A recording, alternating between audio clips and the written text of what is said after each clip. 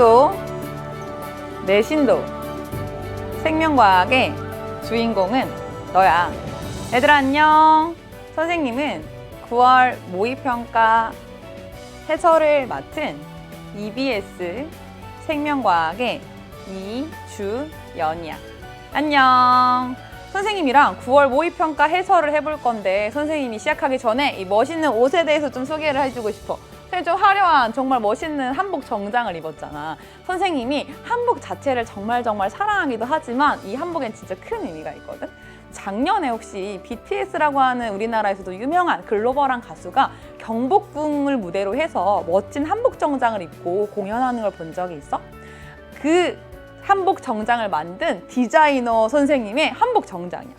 멋있지? 선생님이 이거를 진짜 요청드려서 이렇게 너희들에게 보여주려고 빌려온 이유가 뭐냐면 BTS도 그리고 이 디자이너 선생님께서도 원하는, 사랑하는 분야에서 그 분야를 이끌어 나가고 있는 리더잖아. 그래서 선생님과 함께 생명과학도 해설을 듣는 이 모든 친구들이 수능 원하는 대로 잘 보고 또 원하는 대학에 진학을 해서 희망하는 분야에서 이 세상을 이끌어가는 리더가 됐으면 좋겠다라는 의미로 이 멋진 옷을 입어봤거든. 선생님의 에너지를 쑥쑥 받으면서 이 해설 강의를 쭉 나가보도록 할게. 자, 이 강의에서는 선생님이 이 강의로만 충분할 수 있도록 연계 문제도 함께 좀 볼 거고 그 다음에 오답률이 높았던 문제가 무엇인지도 같이 볼 거야. 선생님이 다 준비했으니까 자, 그대로 따라오기만 하면 돼요. 자, 첫 번째 문제부터 시작하는데 첫 번째 문제부터 바로 연계 문제가 나왔습니다. 그래서 이렇게 어떤 연계가 되었는지를 보고 시작을 하도록 할게. 1번 문제는 생명과학의 역사라고 하는 주제에서 문제가 나왔는데 이 위에 있는 그림이 바로 수능 완성에서 나온 그림이고 아래가 실제 9월 모평 1번 문제야. 완전 똑같지? 특히 우리가 가와 나와 다 이 각각의 생명과학 역사의 순서를 알아야 되는데 힌트를 준 내용마저도 동일하다라는 걸 알 수가 있어. 자, 그래서 이제 이걸 이번에 1번 문제를 풀면서 두 가지가 다른 영역인데 내가 선호를 알아야 되나? 라고 고민했던 친구들은 이 페니실린 발견이라고 하는 걸 힌트를 가지고 풀었어야 한다라는 걸 알 수 있지. 근데 아마 수능 완성에서 충분히 풀었던 친구들은 다 맞지 않았을까 싶어요. 자, 그럼 문제를 직접 한번 보겠습니다.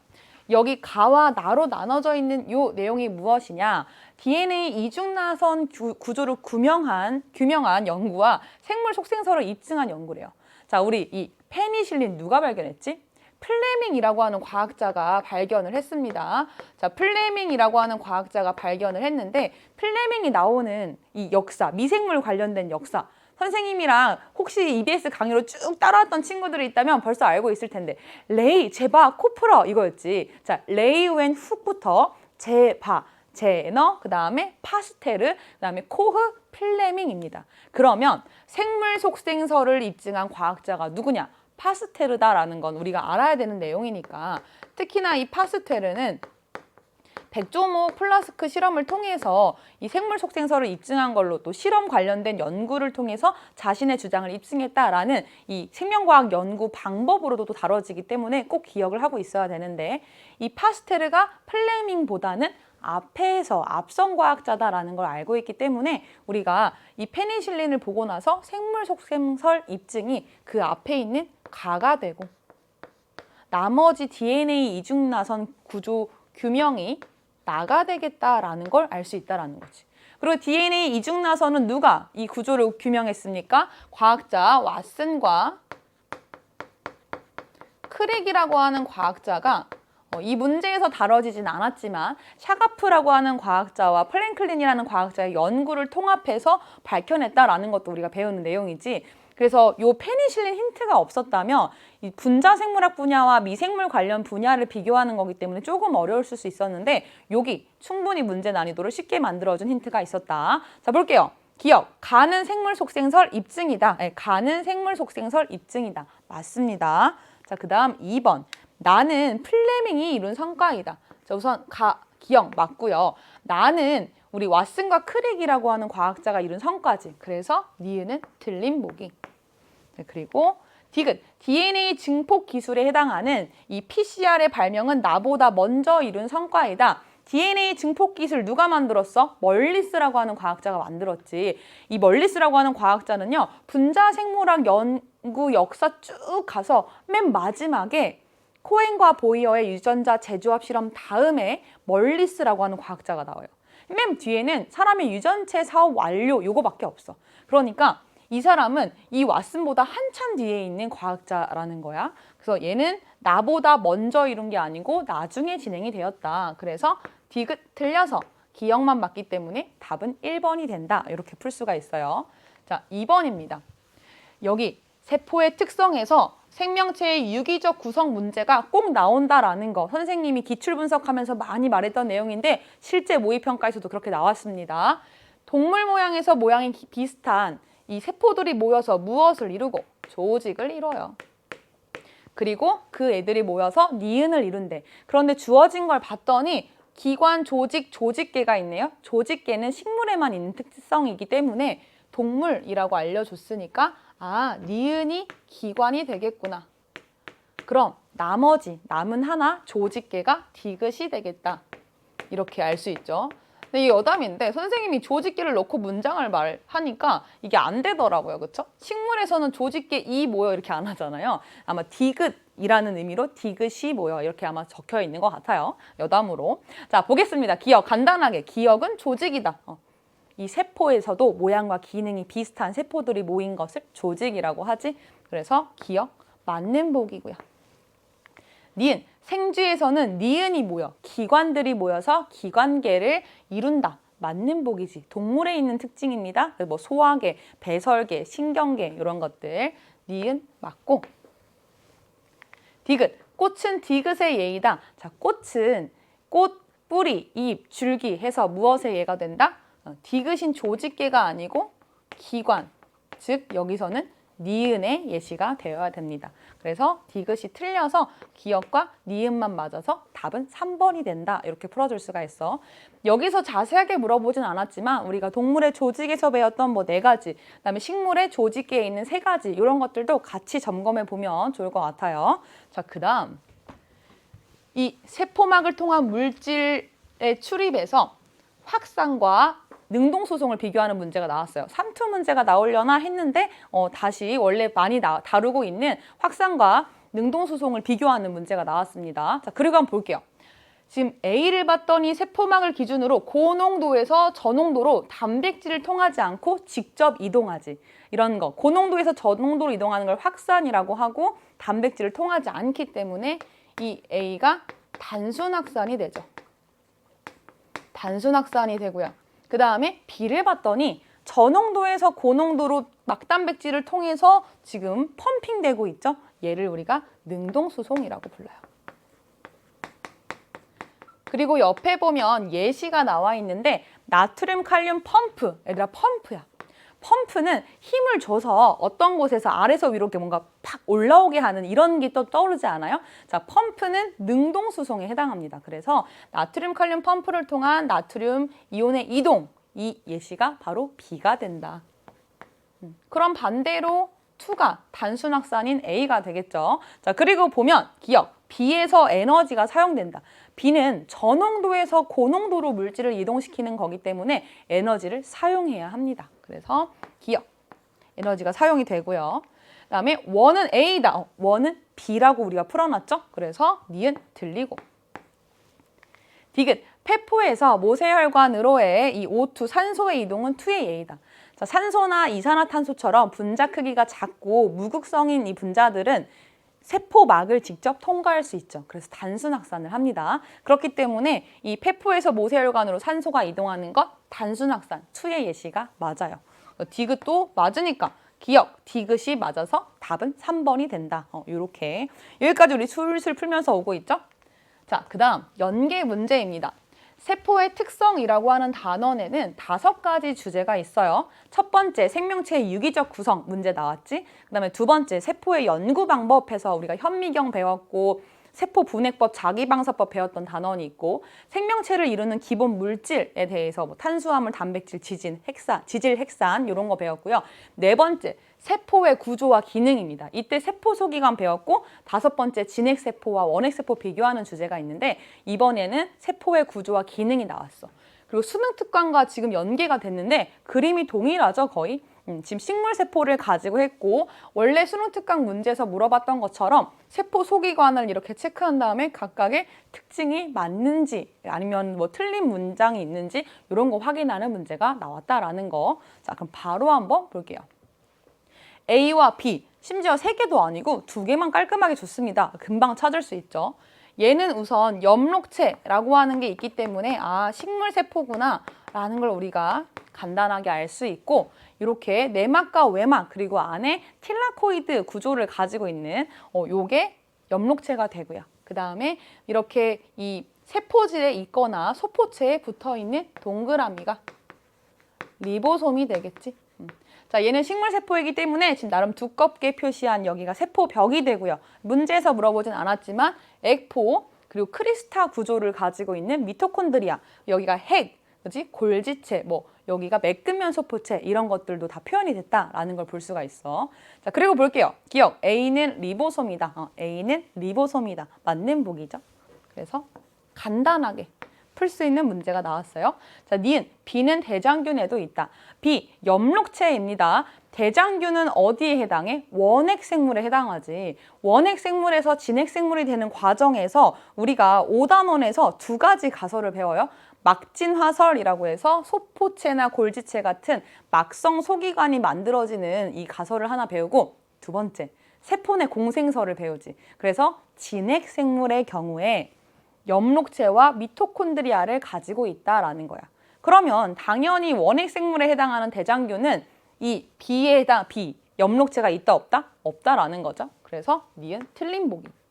이 니은이 굉장히 단순해 보여도 얘가 이 5가지 주제 중에 5번째 주제에 해당하는 원핵세포와 진핵세포를 비교하는 맥락에서 관련돼서 나온 거예요. 그래서 이렇게도 알고 있어야 되고, 물론 대장균에는 A는 있죠. 그런데 원핵생물과 진핵생물의 리보솜의 크기가 다르다라는 거. 대장균의 리보솜의 크기가 식물세포의 리보솜 크기보다 작다라는 거. 이것도 같이 기억을 해주면 더 좋을 것 같아. 자, 그 다음 A와 B에는 모두 RNA가 있다. 기억해볼까요? 너무 쉽게 풀었겠지만 우리 리보솜은 소단위체와 대단위체로 되어 있습니다. 자, 대단위체와 소단위체 각각을 무엇이 이루고 있어요? 단백질과 rRNA라고 하는 물질이 이루고 있지. 그러니까 리보솜은 당연히 RNA를 가지고 있어요. 당연히. 자, 그리고 두 번째, 엽록체는 엽록체와 미토콘드리아가 세포 내 공생설로 이 만들어진 과정이 설명되는 이유 중에 하나가 뭐야? 엽록체도 미토콘드리아도 자체 DNA와 리보솜을 가지고 있기 때문이에요. 그러면 사실 좀 간단한데 리보솜에 RNA가 있다면 엽록체는 리보솜을 가지고 있으니까 당연히 RNA가 있겠네 라는 걸 생각할 수도 있고, 또 하나, 자체 DNA와 리보솜이 있기 때문에 거기서 무엇이 일어난다? 전사가 일어난다라는 거야. 그럼 당연히 무엇이 RNA가 만들어진다라고 할 수 있겠죠. 그것만 봐서도 아, 엽록체에도 당연히 RNA가 있겠구나라는 거. 자, 그래서 D급까지 맞는 보기라서 4번 기억과 디귿이 답이라서 답은 3번이 됩니다. 이렇게 간단하게 우리 문제를 좀 풀어보고요. 5번, 요건 선생님이 총평에서 새로운 유형의 그래프가 나왔다라고 했는데 사실 그래프 자체가 새롭지는 않아. 그러나 우리가 자주 봤던 그래프와는 좀 다르기 때문에 짚고 넘어가는 거예요. 지금 여기서는 XAB라고 되어 있는데 X가 뭡니까? 효소 X죠. 그리고 A가 기질입니다. 자, 얘가 기질, X가 효소 문제에서, 그리고 B가 생성물이다 라고 되어 있어. 그러면 효소를 넣어줬기 때문에 얘는 기질이 계속 반응물로 참여를 하니까 시간이 지나면 당연히 무엇이? 생성물이 당연히 만들어지는 거지. 당연히 만들어지는데 조건을 보지 않고 풀게 되면 어떤 오류가 생길 수 있다? 내가 익숙한 그래프로 해석해버릴 수 있다라는 거예요. 자, 지금 잘 봐봐. 우리가 원래 지금까지 봤던 문제들은 보통 기질의 농도를 통일시키고 효소의 농도를 다르게 했어요. 그런 경우가 많았습니다. 또는 저해제를 준다거나. 그러나 여기서는 이 기질의 농도를 다르게 하고 효소의 농도는 사실 다 똑같다라는 거야. 저해제도 심지어 안 들어갔잖아. 그렇다라는 건 얘를 딱 보고서 매칭을 바로 할 수 있었어야 된다. 그래서 원래는 시간에 따른 생성물의 농도라고 해서 이 셋 중에 하나만 보여주는 그래프가 문제로 많이 나왔었는데 이렇게 서로 다른 기질의 농도를 비교할 수 있는 그래프가 나왔다라는 거. 또 같이 기억을 해둘게요. 자, 그러면 당연한 말인데 반응물을 많이 넣어준 만큼 뭐가 많이 생기겠어? 생성물이 많이 생기겠지. 그래서 2대 5대 10만큼 넣어줬대요. 가장 많이 넣어준 3가 가장 많은 생성물을 만드는 기억이 될 거고요. 그 다음에 50을 넣어준 애가 니은, 2, 시험관이 될 거고요. 실험관이 될 거고요. 그 다음에 여기 1은 여기 디귿이 될 거다라는 걸 우리가 쉽게 알 수 있다라는 거예요. 자, 그러면 문제 한번 볼게. 기억은 1의 결과이다. 기억은 3의 결과이다. 우리 찾아놓은 내용이죠. 그래서 틀려요. 간단하게 사실 매칭할 수 있는 문제여서 니은에서 A의 농도는 T1일 때가 T2일 때보다 높다. 자, 지금 우리가 뭘 물어보고 있습니까? 얘는 초기 반응 속도 아니에요. 지금 생성물의 농도예요. 그러면 지금 반응이 점점 진행됨에 따라서 반응물은 점점 줄어들고 생성물은 점점 많아지고 있는 거지. 자, A의 농도입니다. A는 기질이야. 그럼 얘는 뭐야? 반응물이잖아. 그러면 이게 니은이든 기억이든 디귿이든 상관이 없어요. 기질의 농도는, 반응물의 농도는 T1일 때가 T2일 때보다 높다. 자, T1일 때가 더 앞 시간이죠. 아직 반응이 덜 진행됐어. 그러니까 반응이 시작된 지 별로 시간이 지나지 않았어요. 그러면 아직 많은 반응물이 남아있겠지. 그러니까 반응물의 농도, 즉 기질의 농도는 T1일 때가 T2일 때보다 높은 거죠. 이거는 기억, 니은, 디귿 다 상관없습니다. 만들어진 만큼이 T1이 T2보다 더 생성물이 적다라는 거, 덜 반응이 진행됐다, 더 많은 반응물이 남아있다라는 의미라는 거. 자, 그 다음 디귿 한번 볼게요. 디귿에서 X에 의한 반응의 활성화 에너지는 T2일 때가 T1일 때보다 크다. 자, 효소의 유무에 따라서 활성화 에너지가 달라지지 기질의 농도에 따라서 활성화 에너지가 달라지지는 않죠. 근데 지금 1, 2, 3 다 할 것 없이 기억, 니은, 디귿 할 거 없이 다 뭐가 들어가 있어? 효소가 들어가 있어요. 어떤 변화도 일어나지 않았습니다. 그렇기 때문에 T1, T2 시간이 변함에 따라서 활성화 에너지는 변하지 않는다.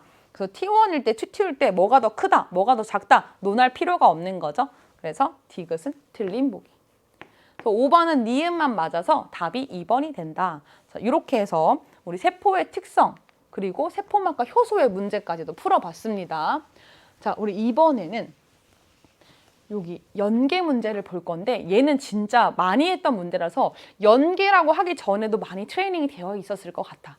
근데 수능 완성에서 이렇게 문제를 보니까 3PG, RUBP, PGA의 3개가 ABC 중에 하나다라고 이제 알려주고 나서 탄소수랑 인산기수를 알려준 거예요. 근데 우리 외우고 있잖아, 그치? 바로 뒤에서 문제 풀면서 선생님이 설명하긴 할 건데 인산기수 2개를 보면은 탄소수는 5개고 이 물질은 RUBP겠구나 이런 연습 선생님과 같이 하지 않았습니까? 그치? 그러면 여기서도 당연히 나오는 거죠. 이게 이번 5번 문제, 모평의 6번 문제예요.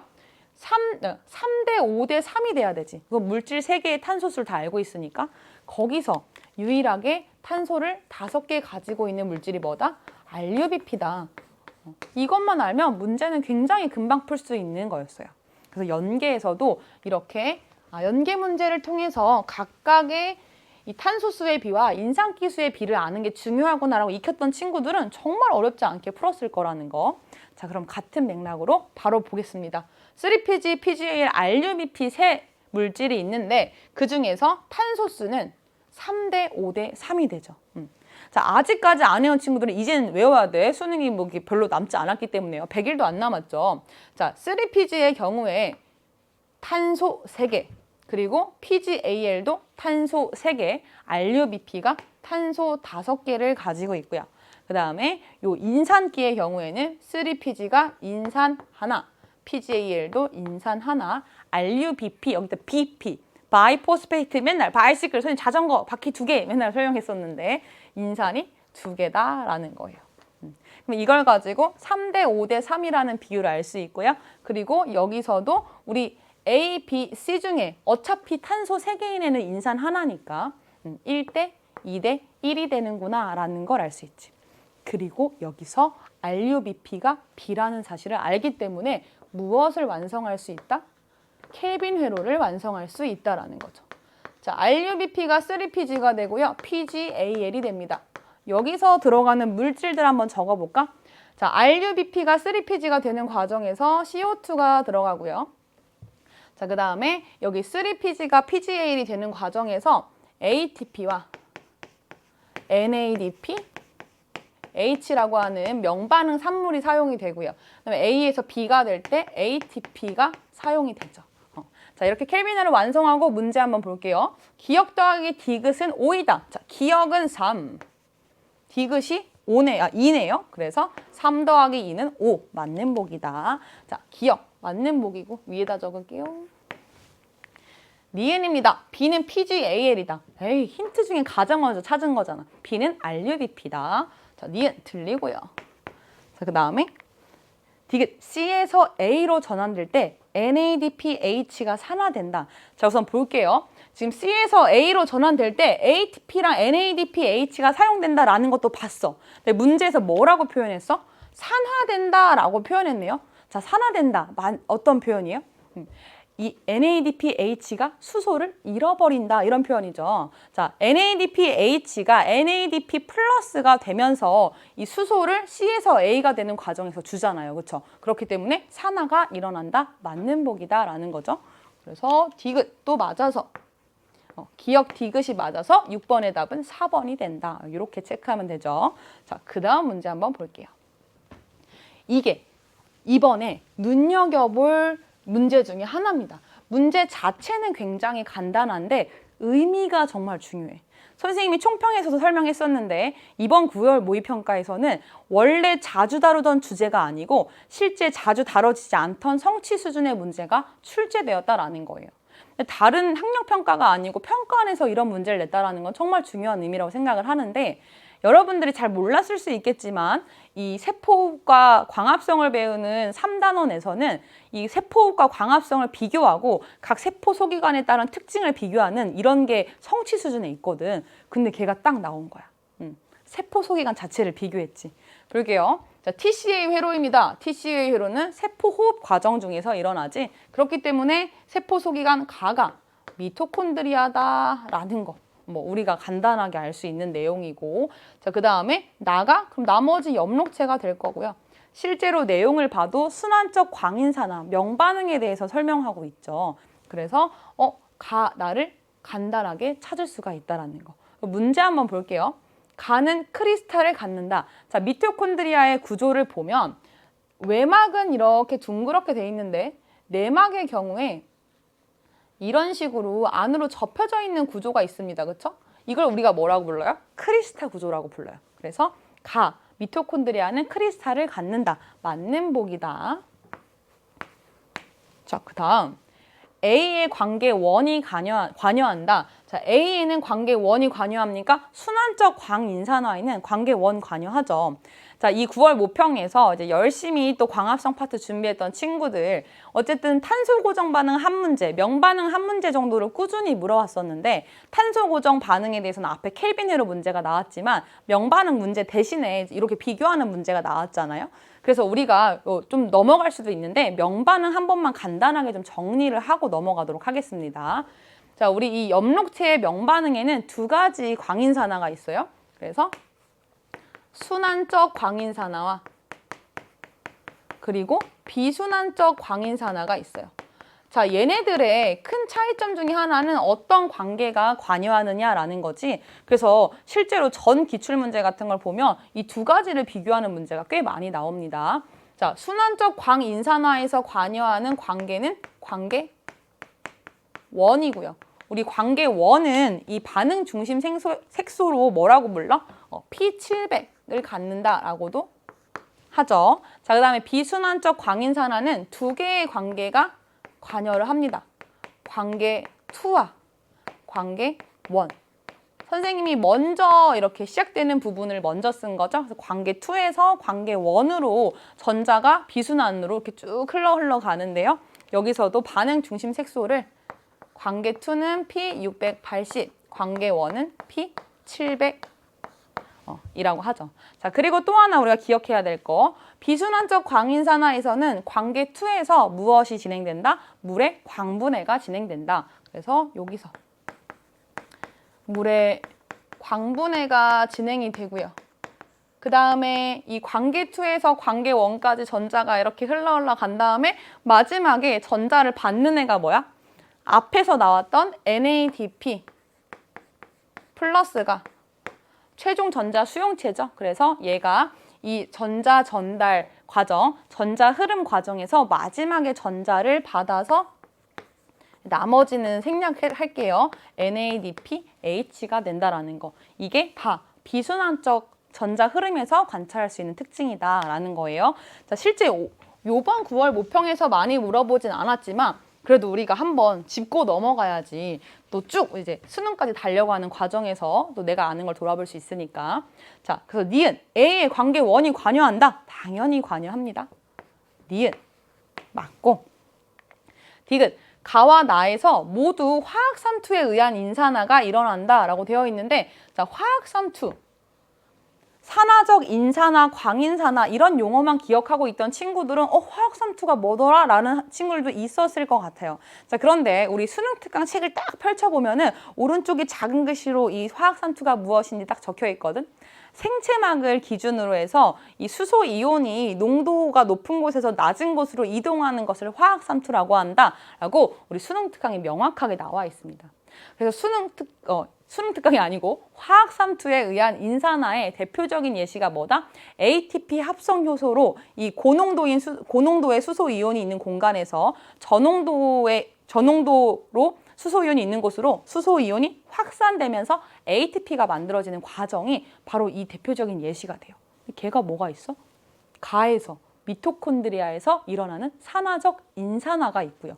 그 다음에 나에서 엽록체에서 무엇이 이렇게 광인산화를 통해서 전자가 이렇게 흘러가는 그 과정에서 수소이온이 스트로마에서 틸라코이드 내부로 펌핑된 다음에 그 상태에서 틸라코이드 내부에서 스트로마로 무엇이 화학삼투가 일어나면서 ATP가 만들어지잖아요. 그러니까 가와 나에서 모두 화학삼투에 의한 인산화가 일어나는구나. 맞는 복이다. 요렇게 풀어줄 수 있어요. 더 기억, 니은, 디귿 다 맞으니까 당연히 7번의 답은 5번이겠죠. 이렇게 풀 수 있다는 거. 화학삼투 어려운 개념은 아닌데 한 번만 더 짚고 넘어갈게요. 생체막을 기준으로 고농도인 곳에서 저농도인 곳으로 수소이온이 농도 기울기에 따라서 이동하는 것을 말한다라는 겁니다. 여기서 세포막이라고 하지 않고 생체막이라고 하는 이유는 세포막은 세포의 겉을 둘러싸고 있는 거라면 생체막은 인지질 이중층으로 되어 있어서 우리 세포 안에 있는 소기관을 감싸는 그 모든 막까지 다 포함하거든. 그런데 미토콘드리아에서 어디를 지나가요? 내막을 통해서 화학삼투가 일어나고요. 엽록체에서는 틸라코이드 막을 통해서 화학삼투가 일어나잖아요. 그쵸? 그러니까 얘네들 다 묶어서 뭐라고? 생체막이라고 부르는 거야. 화학삼투에 대한 정의까지 기억을 하고 넘어갈게. 자, 그 다음 연계 문항입니다. 이거 많이 맞춘 것 같아요. 그래서 많이 오답률이 탑5 안에 들거나 이러진 않았어요. 그런데 풀면서 재밌네? 약간 이런 생각.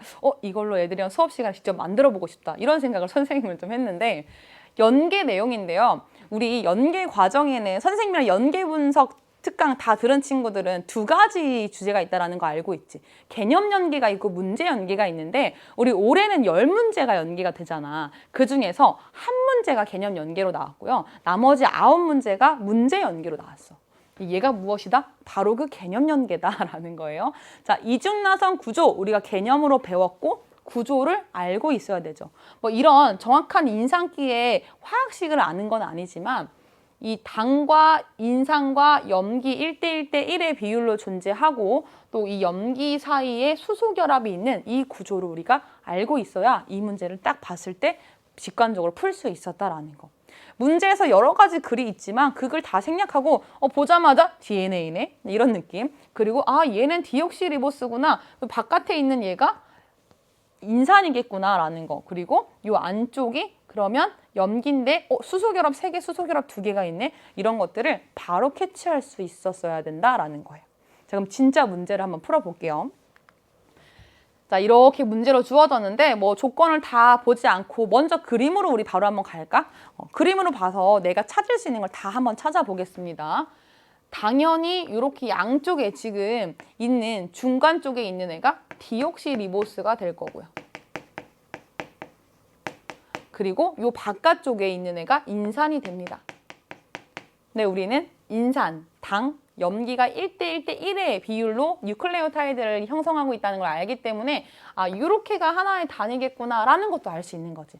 얘는 반대로 가니까 이렇게 되는 거죠. 자, 그리고 이 수소결합의 개수에 따라서 지금 여기는 2개가 있네. 근데 칸이 하나랑 딱 2개 있어요. 그럼 센스 있는 친구들은 아, 한 칸짜리가 피리미딘 계열의 염기고 2칸짜리가 고리가 2개인 퓨린 계열 염기겠구나라는 것도 알겠지. 그래서 수소결합 2개니까 여기가 A, 여기가 T, 수소결합 3개니까 퓨린 계열인 G, C가 되겠다라는 걸 찾을 수 있다는 거예요. 자, 그리고 잠깐 더 문제를 보면 X라고 하는 건 그러니까 이런 부속품을 가지고 부품들을 가지고 우린 정말 많은 다양한 DNA 이중나선을 만들 수 있어. 그런데 조건이 있죠. 만들 수 있는 정상적인 이중 가닥이다. 이 말은 뭐냐? A랑 연결하고 이런 거 안 된다라는 거예요. 원래 진짜 DNA 모형 규칙에 맞춰서 정상적으로 만들어진 모형 중에서 포인트 여기. 염기쌍의 수가 가장 많은 모형이다라고 되어 있어. 여기서 그래도 조금 실수한 친구들이 있지 않았을까 싶은데 한번 볼게요. 선생님이 이렇게 많은 염기가 있다고 하더라도 염기 아데닌 3개만 가지고 만들 수 있지. 다 쓸 필요 없잖아요. 그러니까 문제에서 염기쌍의 수가 가장 많다라는 걸 명확하게 밝혔고요.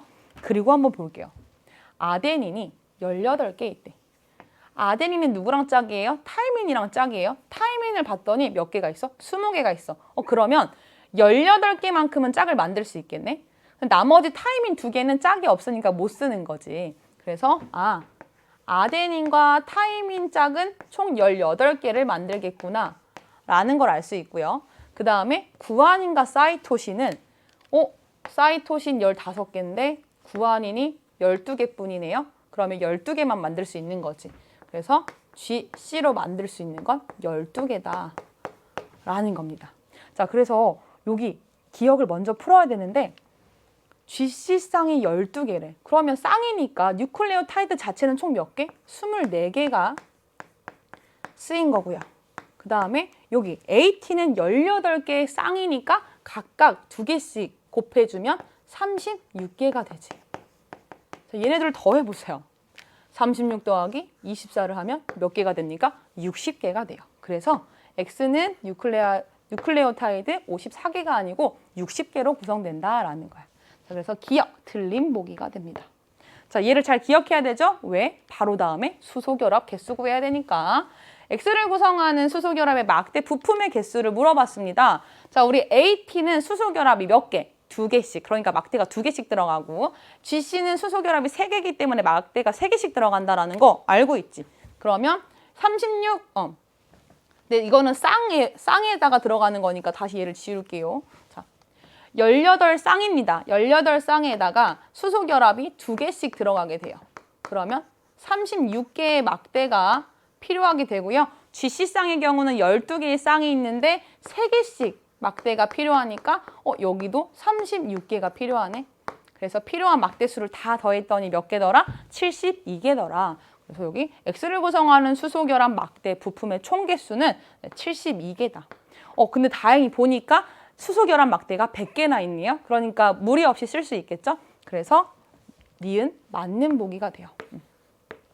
만약에 이 문제를 조금 어렵게 낸다면 이렇게 아데닌과 타이민, 사이토신, 구아닌의 개수로도 18개, 12개밖에 만들지 못한다라는 걸 주고 나서 무엇을? 수소결합 막대의 개수를 72개보다 적게 줬다라고 생각해봐. 그러면 내가 염기로는 짝을 다 맞춰놨는데 그 사이에 이 수소결합만큼의 막대를 못 넣잖아요. 그러니까 그럼 또 염기쌍의 수가 가장 많은 모형을 만들 수 없게 되지. 이런 것들로도 현재 주어진 문제보다도 저 숫자 바꿔도 엄청 어려워지겠네. 좀 더 난이도가 생기겠네. 이런 고민도 같이 해볼 수 있는 거예요. 자, 그래서 니은 맞고요. 디귿입니다. X를 만드는데 인산 부품이 모두 사용되었다. 자, 인산은 뉴클레오타이드 하나당 하나 들어가죠. 1대1대1의 비율로. 그래서 우리가 지금 총 몇 개? 60개의 뉴클레오타이드가 쓰였어. 그러면 당연히 인산도 60개가 쓰였을 거잖아. 봤더니 인산이 70개나 있대요. 자, 70개 중에 60개 썼으면 몇 개 남아있겠어? 10개 남아있겠지. 그래서 디귿, X를 만드는데 인산 부품은 모두 사용되지 않았습니다. 10개나 남아있다 이 소리예요. 그래서 니은이 맞아서 8번의 답은 2번이 됩니다. 이렇게 풀 수 있는 문제. 간단한 DNA 이해가 있으면 충분히 풀 수 있는 문제에 해당하는데 그래도 이 모형 만들기를 가지고 좀 새로운 접근이 있었다라는 거, 요 비율을 좀 잘 기억해 보도록 할게요. 자, 그다음 우리 암기로 많이 고생시키는 동식물의 분류 파트에서 이번엔 동물의 분류가 나왔습니다. 그리고 이 문제는 연계 문제로 나왔는데 너무 동일해요, 거의. 볼게. 두 문제를 같이 연계했대요. 수능 완성의 132쪽과 93쪽에 있는 문제를 연계했다라고 하는데 이 132쪽 문제에서는 회충, 말미잘, 오징어, 창고기 이렇게 비교했어. 회충이 선형동물에 속하거든요. 거미가 뭐에 속해? 절지동물에 속해. 선형동물과 거미동물? 네. 선형동물과 절지동물을 합해서 이 탈피동물에 해당하잖아. 그러니까 선형동물만 사실 절지동물로 바꿔서 같은 동물을 낸 거예요. 그리고 뒤에서도 말미잘과 창고기가 한 번 더 비교가 됐습니다. 그래서 이 두 문제를 풀면서 각각을 잘 이해했던 친구들은 정말 어렵지 않게 풀었을 것 같아요. 자, 그리고 여기 기역, 니은, 디귿, 리을 특징만 비교해봐도 탈피를 한다, 이렇게 알 수가 있고, 그다음에 외배업을 갖는다와 어떤 게 동의어로 쓰였다? 같은 의미의 배업을 형성한다라는 걸로 쓰였다는 거. 좌우대칭 동물이다도 몸의 대칭성이 좌우대칭성이다라는 표현으로 쓰였다라는 거. 자, 여기서 하나 기억해 볼게요. 선생님, 배업을 형성한다가 왜 외배업을 가진다랑 같은 의미예요? 자, 배업이 내배업과 외배업이라고 하는 게 나눠지는 순간 배업을 형성하는 겁니다. 그렇지 않으면 배업이라는 게 있지 않아요.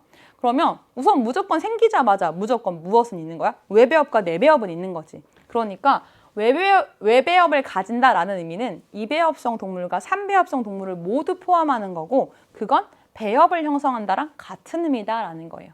그렇게 알 수가 있고, 좌우대칭은 표현만 조금 달라진 거지. 그리고 트로코포라 유생시기를 갖는다라는 건 촉수 담륜 동물 중에서도 이 연체동물과 환영동물에 해당하는 특징이었다면, 여기 원구가 학문이 된다라는 건 후구동물의 특징이다라는 거예요.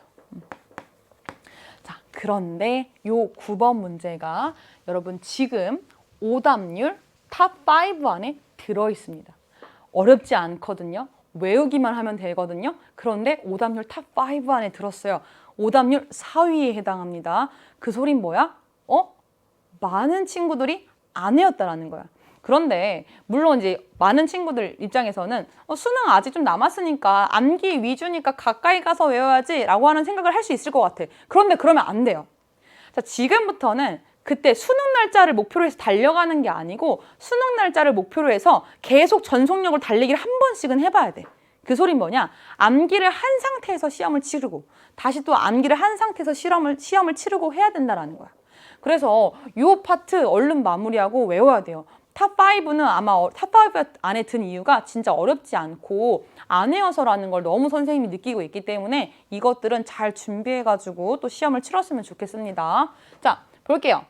4가지 동물이 있는데 거미, 아까 말했던 것처럼 절지동물에 해당하고요. 그다음 말미잘은 말, 잘해, 산이야. 자포동물 맨날 선생님 말하는 거 있죠. 말, 잘해, 말미잘, 해, 해파리, 산이야. 산호히드라. 얘네가 자포동물에 해당해요. 오징어, 연체동물입니다. 그리고 창고기는 척삭동물인데 척삭동물에서도 일생 동안 척삭을 가지고 있는 두삭동물에 해당해요. 자, 그럼 얘네들을 하나하나 매칭해 볼까요? 절지동물과 선형동물이 탈피동물에 해당하죠. 그래서 거미가 들어가고요. 자, 그다음 척삭을 갖는 것, 척삭동물 딱 하나 있지. 그래서 창고기가 있다. 그리고 배업을 형성한다라는 건 2배업성이냐 3배업성이냐를 다 포함하는 건데 절지동물, 절지동물, 연체동물, 척삭동물 얘네들은 3배업성 동물이고요. 자포동물 2배업성 동물이에요. 즉 모두가 해당한다라는 거예요. 원구가 학문이 된다. 후구동물에 해당하죠. 후구동물은 극피동물과 척삭동물이 있습니다.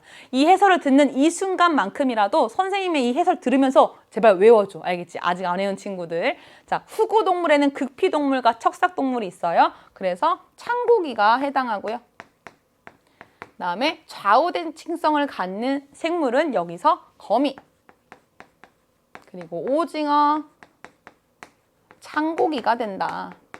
이렇게 써볼게요. 자, 그러면 카운트하면 되겠지. 창고기는 하나, 둘, 셋, 넷, 네 개를 가져서 A가 되고요. 그리고 거미가 하나, 둘, 셋, 세 가지에 해당하니까 B가 거미가 되고요. 그 다음에 C가 두 가지네요. 네, 오징어가 여기 배엽을 형성한다랑 좌우대칭성에 해당하니까 오징어. 그리고 마지막 D는 배엽을 형성한다 라는 특징만 가지고 있죠. 말미잘. 자, 이렇게 찾을 수가 있고 문제 한번 풀어보면 기억 A는 5이다. A는 4개뿐이네요. 5개를 갖는 애는 없습니다. 자, 기억 들리고.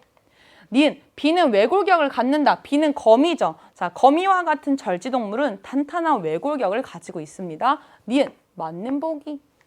디귿 C는 촉수담륜 동물에 속한다. 촉편연환 편형동물, 연체동물, 환형동물이 촉수담륜 동물에 해당해요. 연체동물 오징어죠. 그래서 디귿도 맞는 보기. 그래서 사실 말미잘은 넣어줬지만 물어보는 내용은 없었어요.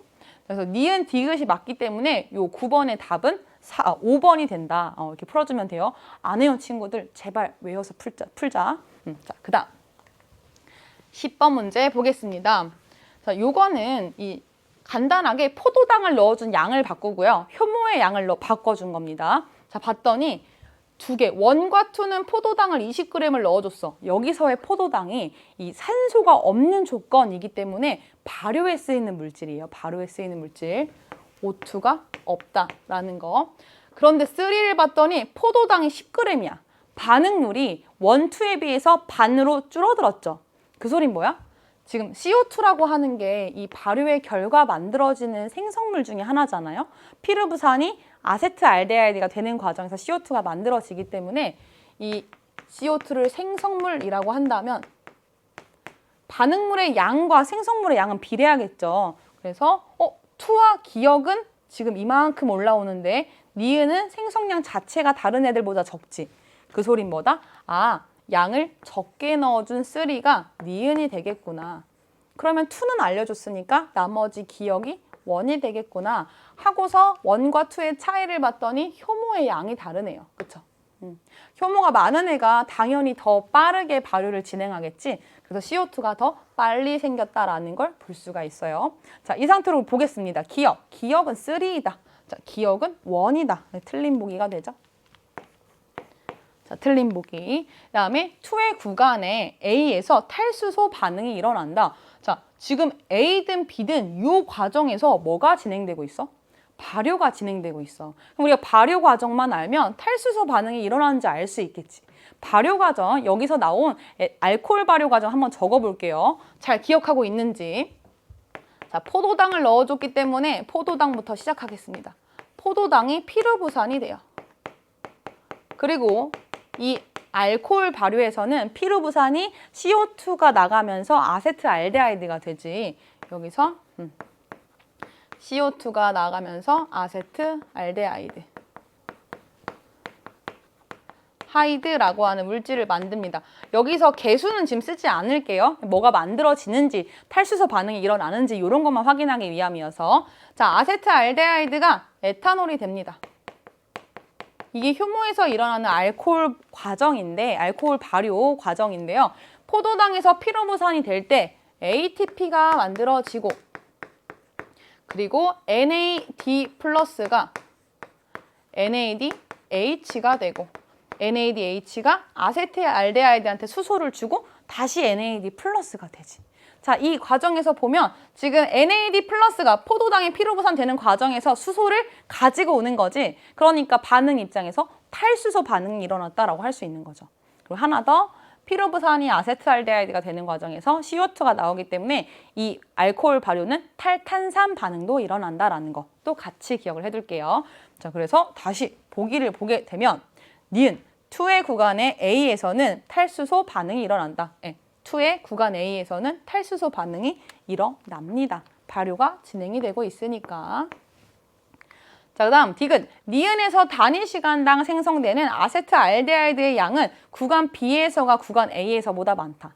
자, 피르부산에서 아세트알데하이드가 될 때 CO2가 만들어졌어. 그럼 A랑 B를 딱 비교해 봤더니 A에서는 CO2가 급격히 만들어지고 니은이니까 여기 급격히 이렇게 생성되고 있죠. 생성량이 점점 많아지고 있죠. 그런데 B에서는 거의 변화가 없네요. 그 소린 뭐다? 만들어지는 아세트알데하이드가 A에서 더 많다라는 거. 그러면 B에서가 A에서보다 많다라고 했기 때문에 디귿은 틀린 보기가 되겠죠. 10번은 니은만 맞아서 답은 2번이 된다. 이렇게 풀 수가 있습니다. 자, 11번으로 넘어갈게요.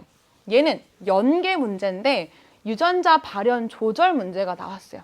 11번 문제도 그 오답률 탑5 안에 들었거든? 근데 얘가 연계 문제라서 충분히 풀 수 있었는데 아마 조합이 좀 다양하다 보니까 이제 어색해했던 친구들 좀 자신 있게 딱딱딱 풀면 충분히 풀 수 있었을 텐데 아마 좀 긴장하다 보니까 이제 미스가 많이 나지 않았나 싶어요. 근데 지금 이제 다른 내용들은 다 삭제를 했지만 사실 세포의 종류를 주고 이 전사, 인자가 무엇이 만들어지냐에 따라서 각각의 유전자 발현 여부를 물어본 동일한 유형의 문제가 나왔습니다. 선생님이랑 연습했던 친구들 다 잘 풀었을 거라고 믿는데 그래도 선생님이 헷갈리지 않고 실수하지 않고 꼼꼼하게 풀었던 방법을 한번 설명해 보도록 할게요. 자, W, X, Y, Z 유전자를 제시해줬고 얘네들이 만들어질 때의 과정에 필요한 조건들을 봤더니 뭐 W는 B가 발현되고 무조건 발현돼야 되고 C랑 D 중에 하나가 또 발현돼야 된다 이런 식으로. 그리고 X는 A와 C가 무조건 발현돼야 된다. 뭐 이렇게 뭐 등등의 조건이 적혀 있어요. 포인트는 여기서 A, B, C, D 4개의 유전자를 제시했다라는 거야. 선생님은 문제 풀 때 헷갈리지 않기 위해서 실제로 어떻게 했냐면 여기다가 세포가 A, B, C, D 이 각각 1, 2, 3, 4가 있는데 얘네 중에서 무엇이 발현됐는지를 우리가 찾는 게 포인트이기 때문에요. 이 위에다가 헷갈리지 않게 동일한 위치에 적어줬어요. 이렇게 한번 풀었습니다. 그럼 한번 볼게요.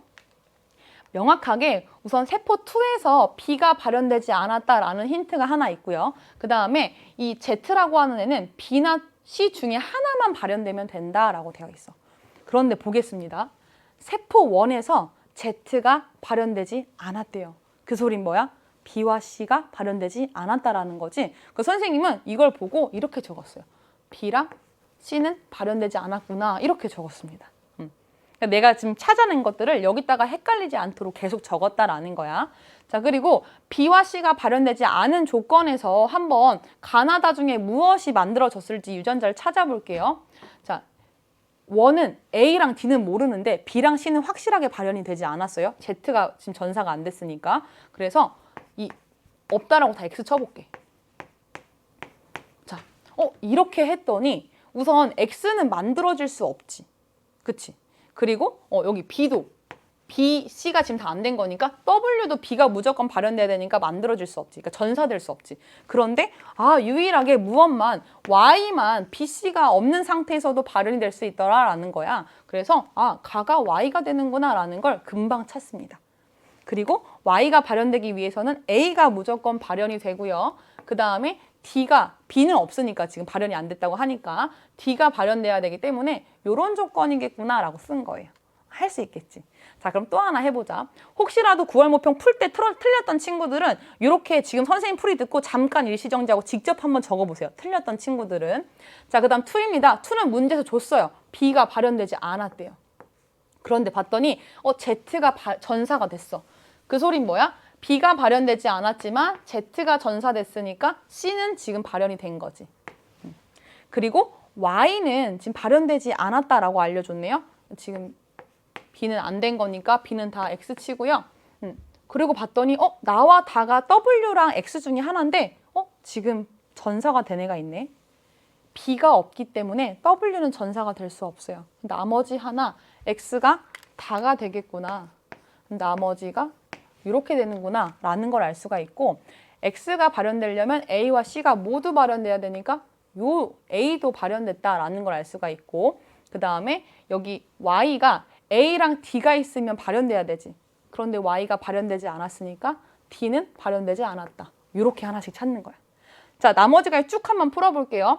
지금 3와 4에서 Y가 모두 전사가 됐기 때문에 A는 무조건 발현됐구나라는 걸 알 수 있죠. 이렇게. 실수하지 않고 내가 문제 풀 때 잘 찾은 걸 실수해서 틀리면 너무 아깝잖아요. 그런 연습을 어떻게 하는지를 보는 겁니다. 자, A가 발현됐는데 X가 둘 다 발현되지 않았대요. 그렇다라는 건 A와 C가 모두 발현되면 X가 전사되기 때문에 X가 전사되지 않았으니까 C는 둘 다 X가 된다. 이렇게 볼 수가 있고, 그 다음에 Z는 C는 지금 없다라는 걸 찾았으니까 무조건 B가 있어야겠지. 그래서 B는 발현됐다라는 거 알 수가 있고, 그 다음에 3에서는 안 됐고요. 그 다음에 4에서는 됐어요. 자, 지금 얘는 C가 없고 B는 발현된 상태입니다. 그 소리는 4에서 W가 전사가 되려면 D가 발현돼야 된다. 이렇게 조합을 찾는 거예요. 잘 따라왔어. 고생했어. 자, 이렇게 찾아요. 이거 실제 문제 풀 땐 어렵지 않아. 하나는 설명하면서 매칭하다 보니까 좀 오래 걸린 건데 충분히 시험 중에 찾을 수 있고요. 자, 이 원리를 통해서 다는 X다라는 거 금방 찾을 수 있죠. 자, 기억. 맞는 보기가 되고, 니은 A는 동그라미이다. 네, A 한번 볼까요? 지금 A와 C만 있는데 W는 B와 D가 발현되지 않은 조건이기 때문에 C만 있다고 해서 발현될 수 없지. 그래서 여기 발현되지 않았다라는 거. 니은은 틀린 보기다 라는 거 알 수 있고, 3와 4에는 모두 D가 발현된다? 4에는 D가 발현됐지만 3는 D가 발현되지 않았다라는 거 알 수 있죠. 그래서 디귿 틀려서 11번에는 답이 1번이 됩니다. 기억만 맞는 보기였다. 얘들아, 이 문제가 오답률 탑5에서도 탑3에 해당해요. 그리고 선생님이 뒤에서도 설명할 거지만 탑 1, 2, 3는요. 이 오답률이 50%가 넘습니다. 그러니까 아까 선생님이 9번 문제 동식물의 분류를 틀린 친구들은 탑 5 중에서도 4위에 해당하긴 하지만 50% 이하의 친구들이 아직 외우지 않아서 틀렸다라면 여기는 어려워서 틀렸다라는 거거든. 근데 아마 매칭을 차분하게 하면 풀었을 수 있을 텐데 매칭한 걸 헷갈렸거나 아니면 시간이 촉박하다 보니까 좀 이렇게 실수를 중간에 했거나 둘 중에 하나였을 것 같아요. 그래서 연습을 해도 내가 차분히 내가 찾아낸 정보를 헷갈리지 않게 적는 법도 같이 기억해두면 좋을 것 같아. 자, 그 다음 문제로 갈게요.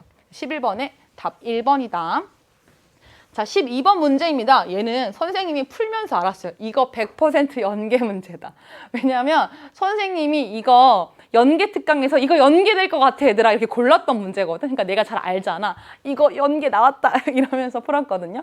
실제로 똑같은 그림이 나왔습니다. 수능 특강에서 이 줄기세포 관련된 문제인데 줄기세포에는 성체줄기세포, 그다음 배아줄기세포, 유도만능 줄기세포가 있는데 이 문제가 이 배아줄기세포랑 유도만능 줄기세포를 비교하는 문제였거든. 근데 이번 9월 모의평가에서도 그렇게 딱 나왔어요. 자, 문제 한번 풀어볼게요. 자, 지금 B의 난자에서 핵을 제거했습니다. 그럼 우리가 얘를 뭐라고 부르지? 무핵난자라고 부르죠.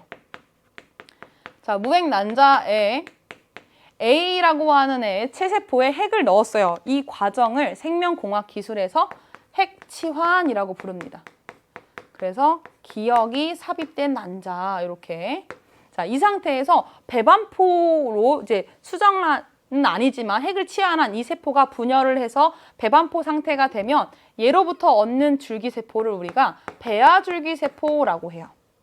그리고 이번에는 이 아래 과정이 아니고 체세포에다가 역분화를 일으키는 유전자를 삽입해. 그러니까 벌써 체세포로 분화가 끝났는데 역분화시키는 거죠. 그래서 유도하는 거예요. 무엇으로? 무엇이든 될 수 있는 만능 줄기세포로 유도한다라는 거야. 그러니까 1은 유도만능 줄기세포가 되고요. 2는 배아줄기세포가 됩니다. 그래서 기억, 틀린 보기가 되겠죠. 틀린 보기다. 이렇게 풀 수 있고, 니은 2에 있는 모든 유전자는 B의 체세포에 있는 모든 유전자 염기서열과 동일하다. 우리가 기억해야 되는 건 뭡니까? B의 핵은 사라졌다. 무핵난자를 만들어서 누구? A를 복제하기 위해서, 그러니까 A의 복제가 목표가 아니고 A를 위한 줄기세포를 얻기 위해서 이 과정을 진행했기 때문에 지금 2에서 핵 안에 있는 정보는 A의 정보로 바뀌어 있는 거지. 그래서 2의 정보가 있지 않아요. 자, 그 다음 가에서 핵치환 기술 사용되었다. 따란, 자, 핵치환 기술 사용됐죠. 그래서 디귿 맞는 보기입니다. 여기에 쓰진 않았지만 역분화를 일으키는 유전자를 삽입한 다음에 이 생명체가 아닌 바깥에서 이 세포들을 배양하는 기술, 조직 배양 기술이 여기 쓰였고요. 여기도 똑같습니다. 핵치환을 한 다음에 배반포를 만드는 과정이 생명체 밖에서 진행돼요. 조직 배양 기술도 사용됐어요. 문제에서 물어보진 않았지만. 그래서 이렇게 12번은 디귿이 맞아서 답은 2번이 된다. 이렇게 2번이 답이다. 풀 수 있고요. 13번 문제 한번 보겠습니다. 생명의 기원 문제인데 여기는 세 가지를 줬어요. 최초의 광합성 세균, 최초의 산소호흡 세균, 최초의 다세포 생물, 진핵 생물 이렇게 줬는데 사실 원핵 생물은 다 무엇이기 때문에 단세포이기 때문에 얘를 다세포 생물 이렇게 줬어도 우리가 배운 내용 안에서는 풀 수 있지 않았을까라는 생각도 들어요. 자, 어쨌든 문제랑 상관없이 한번 기억해볼까? 가장 먼저 무산소 호흡 종속 영양생물이 나오고요. 그 다음에 광합성 세균, 그 다음에 산소호흡 세균, 그리고 나서 이 막진화설과 세포 내 공생설을 통해서 진핵생물, 단세포 진핵생물에서 나중에 군체를 형성해서 살다가 뗄래야 뗄 수 없는 다세포 진핵생물이 등장하지. 자, 이렇게 하고 딱 보면 A는 C보다 먼저 출현하였다. 정보가 좀 부족하죠.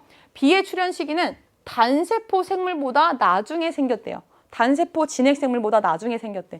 그렇다라는 건 당연히 다세포 진핵생물이겠죠. 얘가 B가 돼요. 그러면 광합성 세균과 세포호흡 세균을 비교하는 거니까 무엇이 먼저? 광합성 세균이 먼저 나왔다. 광합성 세균이 만들어내는 산소 기체 덕분에 그 산소를 가지고 호흡을 하는 산소호흡 세균이 생겨났다라고 우리가 배우잖아요. 그렇죠? 그래서 이렇게 매칭할 수 있고 A, 광합성 세균은 빛에너지를 화학에너지로 전환한다.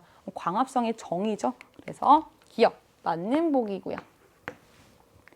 니은, C는 최초의 산소호흡 세균이다. 찾아놨죠? 니은, 맞는 보기. 디귿, B와 C는 모두 핵막을 갖는다. 여러분, 이름에 세균이라고 들어가 있습니다. 그럼 얘는 세균력 또는 고세균력 중에 하나겠지.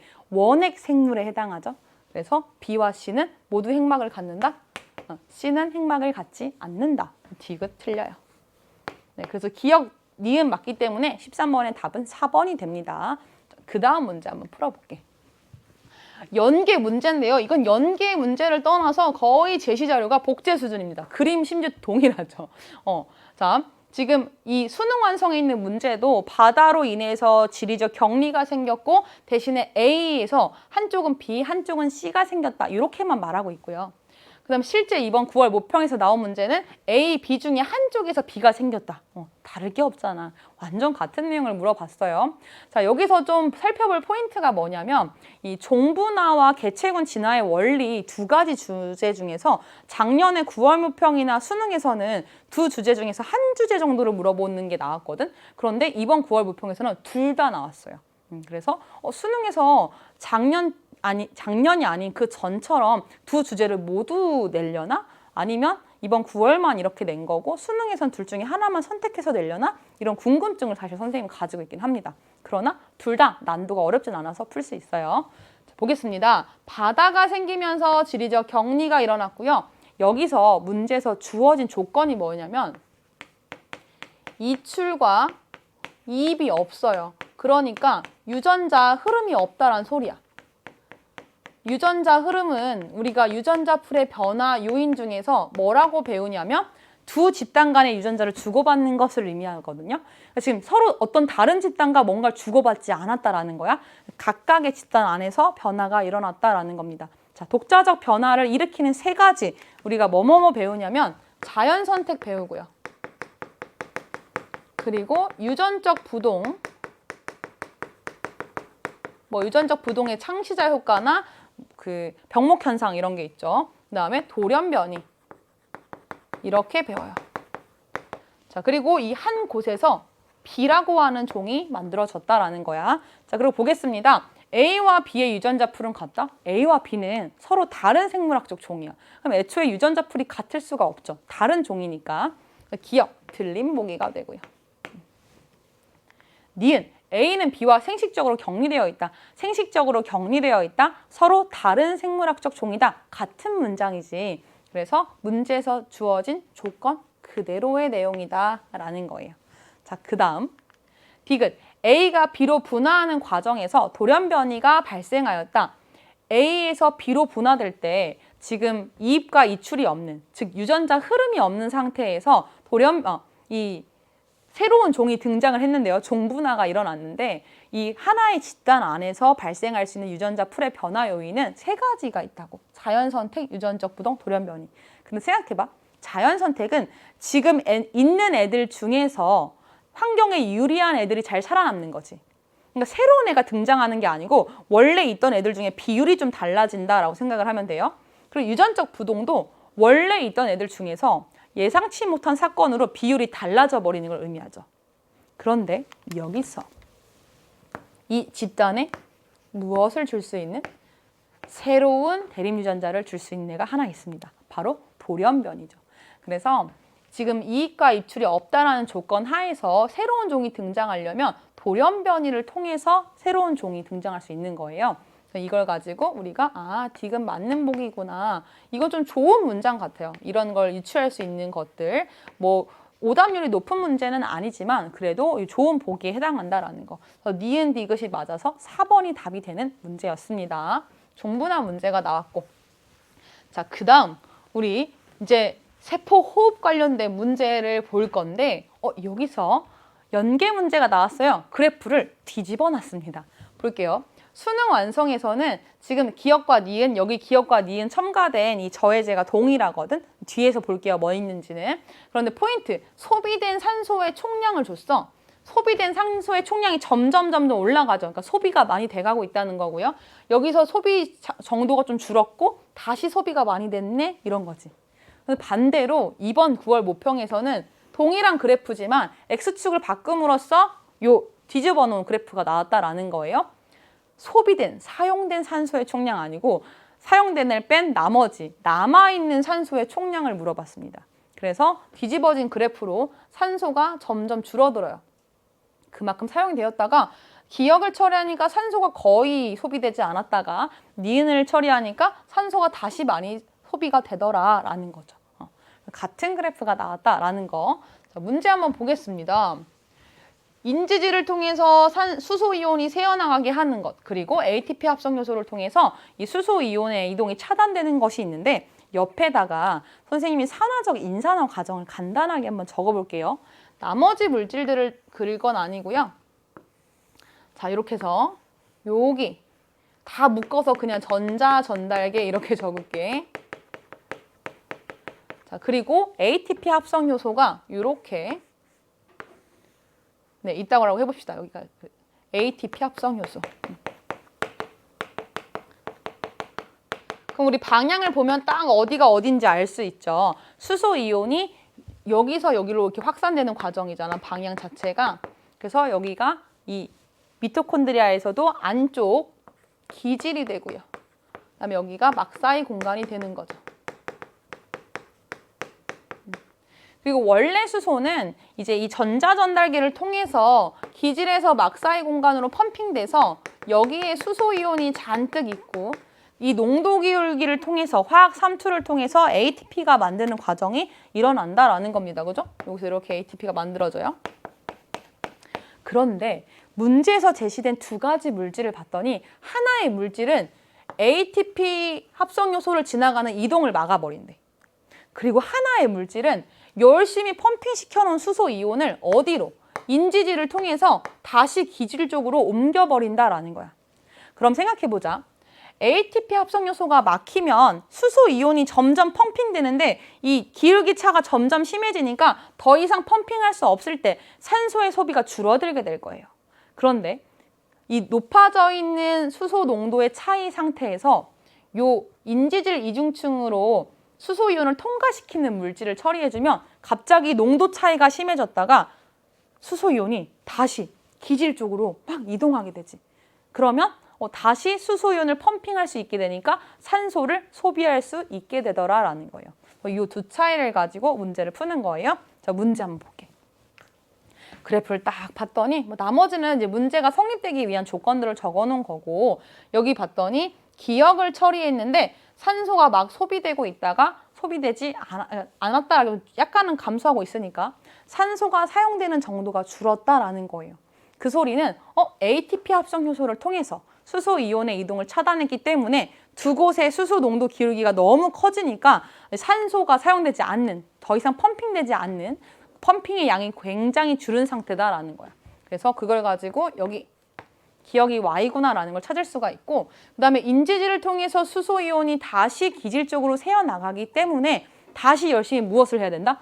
펌핑을 하게 된다라는 거죠. 그래서 이 산소의 소비가 다시 생기게 되는 건 X를 처리했기 때문이다. 기억과 니은을 이렇게 매칭해서 찾을 수가 있습니다. 볼게.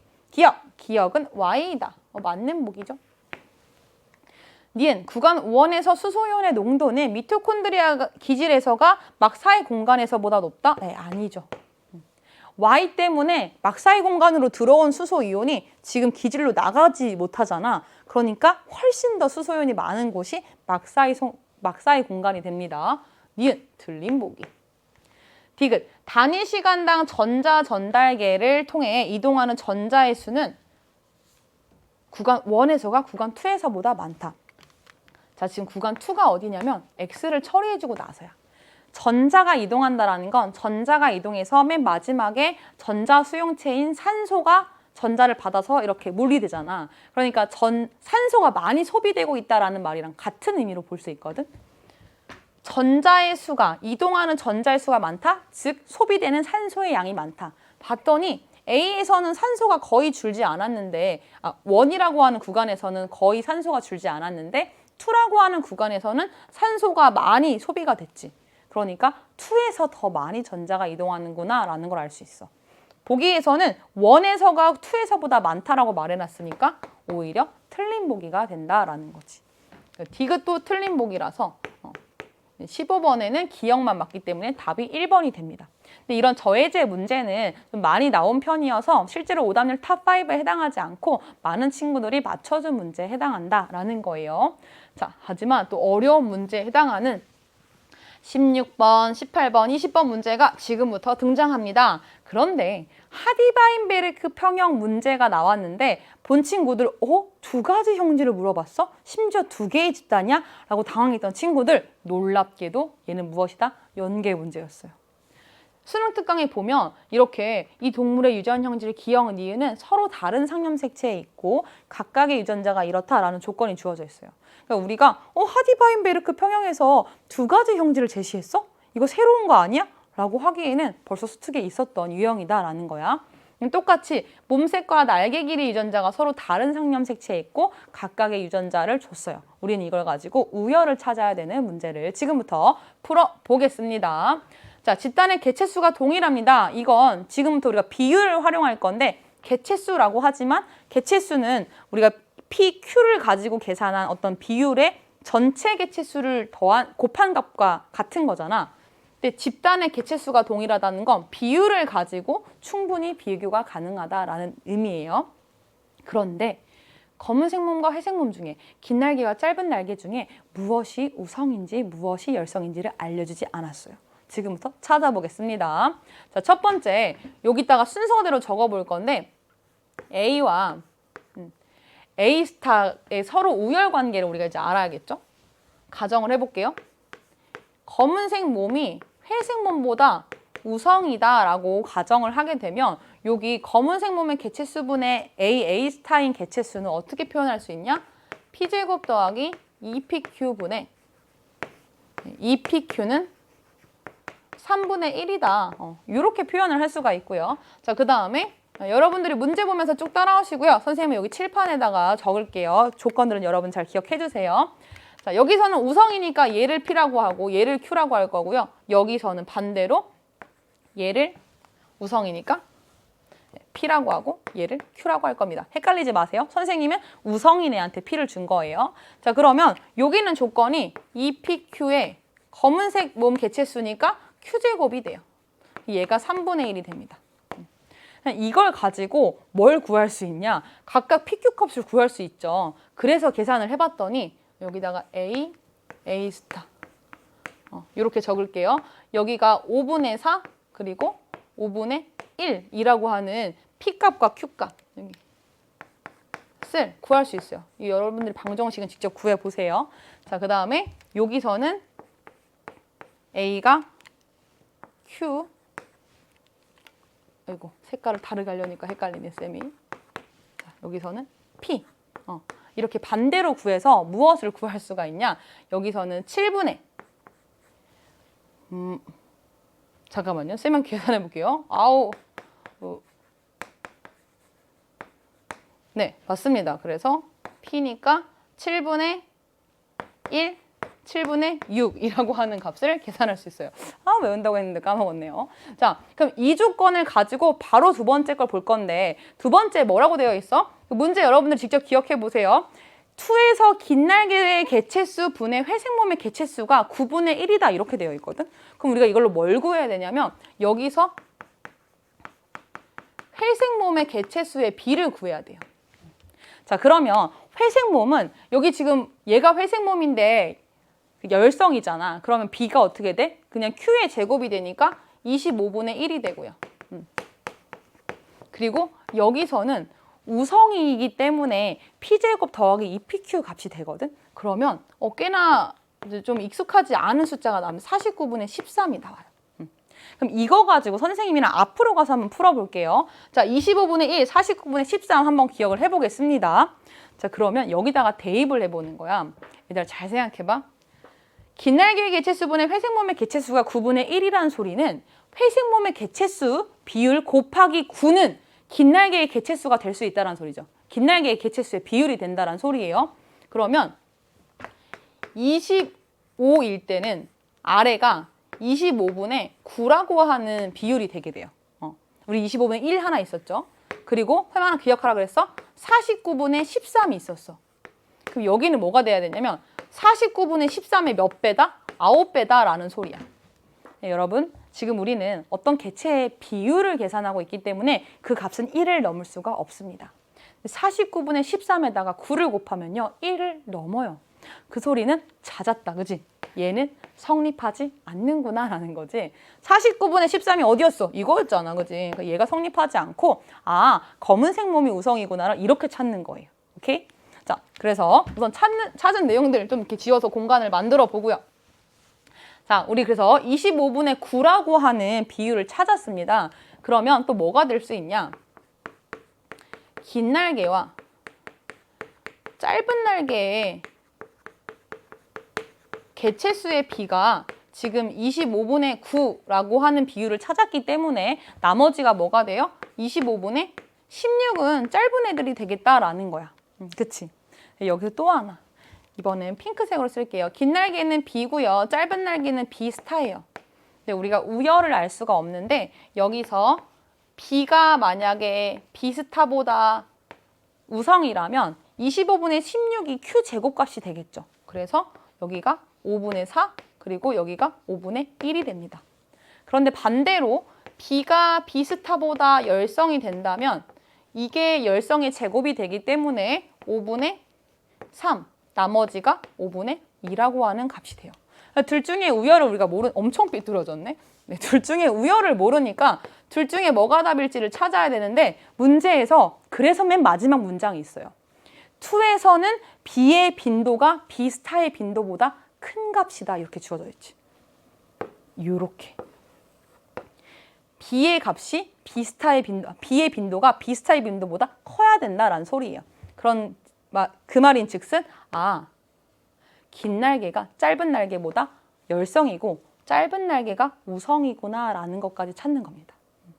자, 그래서 많은 걸 찾았거든요. 한번 정리를 쫙 한번 해볼게. 5분의 4, 5분의 1 이런 거 다 찾았어요. A가 5분의 4, A 스타가 5분의 1, 그리고 B가 5분의 3,